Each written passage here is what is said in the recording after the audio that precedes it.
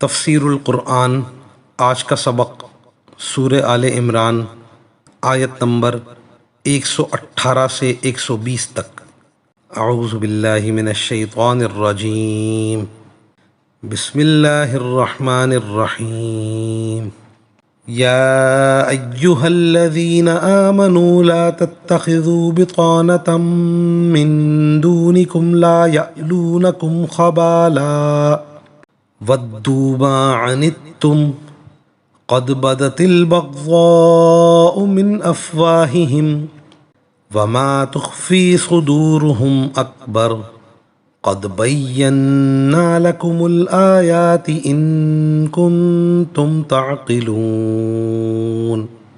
هَا أَنْتُمْ أُولَئِكَ تُحِبُّونَهُمْ وَلَا يُحِبُّونَكُمْ وَتُؤْمِنُونَ بِالْكِتَابِ كُلِّهِ وَإِذَا لَقُوكُمْ قَالُوا آمَنَّا وَإِذَا خَلَوْا عَضُّوا عَلَيْكُمُ الْأَنَامِلَ مِنَ الْغَيْظِ قُلْ مُوتُوا بِغَيْظِكُمْ ان اللہ علیم بذات الصدور۔ ان تمسسکم حسنۃ تسؤہم وان تصبکم سیئۃ یفرحوا بها وان تصبروا وتتقوا لا یضرکم کیدہم شیئا ان اللہ بما یعملون محیط۔ ترجمہ: اے ایمان والو، اپنے سے باہر کے کسی شخص کو رازدار نہ بناؤ۔ یہ لوگ تمہاری بدخواہی میں کوئی کسر اٹھا نہیں رکھتے۔ ان کی دلی خواہش یہ ہے کہ تم تکلیف اٹھاؤ۔ بغض ان کے منہ سے ظاہر ہو چکا ہے، اور جو کچھ عداوت ان کے سینے میں چھپائے ہوئے ہیں وہ کہیں زیادہ ہے۔ ہم نے پتے کی باتیں تمہیں کھول کھول کر بتا دی ہیں، بشرط یہ کہ تم سمجھ سے کام لو۔ دیکھو، تم تو ایسے ہو کہ ان سے محبت رکھتے ہو، مگر وہ تم سے محبت نہیں رکھتے، اور تم تو تمام آسمانی کتابوں پر ایمان رکھتے ہو، اور ان کا حال یہ ہے کہ وہ جب تم سے ملتے ہیں تو کہتے ہیں کہ ہم قرآن پر ایمان لے آئے، اور جب تنہائی میں جاتے ہیں تو تمہارے خلاف غصے کے مارے اپنی انگلیاں چباتے ہیں۔ ان سے کہہ دو کہ اپنے غصے میں خود مر رہو، اللہ سینوں میں چھپی ہوئی باتیں خوب جانتا ہے۔ اگر تمہیں کوئی بھلائی مل جائے تو ان کو برا لگتا ہے، اور اگر تمہیں کوئی غضن پہنچے تو یہ اس سے خوش ہوتے ہیں۔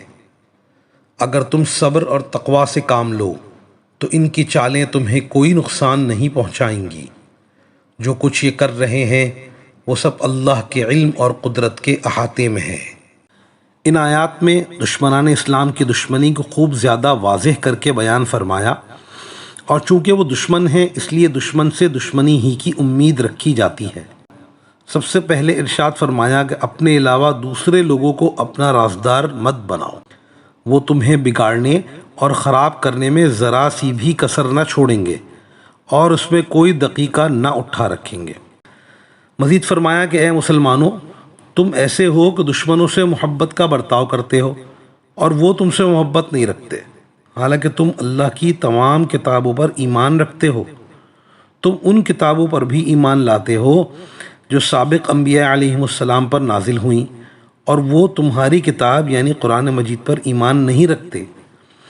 جو ان کی کتاب پر ایمان رکھتے ہو انہیں اس کی کچھ پاسداری نہیں۔ ان میں منافقت ہے، جب تم سے الگ ہوتے ہیں تو غصے کی جلن کے مارے اپنی انگلیاں کاٹ لیتے ہیں کہ مسلمان کیسے آگے بڑھ رہے ہیں اور کیسے قوت پا رہے ہیں۔ ان کے اس حال کے بارے میں ارشاد فرمایا، قُلْ مُوتُوا بِغَيْظِكُمْ، کہ تم اپنے غصے کی جلن میں مر جاؤ۔ پھر فرمایا، ان اللہ علیم بذات الصدور، بے شک اللہ سینوں کی باتوں کو جانتا ہے۔ تمہارے دلوں میں جو کفر ہے اسے اس کا پتہ ہے۔ اس نے مسلمانوں کو بھی تمہارا حال بتا دیا تاکہ وہ چوکنے ہو کر رہیں۔ مسلمانوں کو خطاب کرتے ہوئے مزید فرمایا، ان تمسسکم حسنۃ تسؤہم وان تصبکم سیئۃ یفرحوا بها، کہ اگر تم کو اچھی حالت پیش آ جاتی ہے اس سے وہ رنجیدہ ہوتے ہیں، اور اگر تم کو کوئی ناگواری کی حالت پیش آ جائے تو وہ خوش ہوتے ہیں۔ کیا ایسے لوگ محبت کرنے کے قابل ہیں؟ وآخر دعوانا ان الحمد للہ رب العالمین۔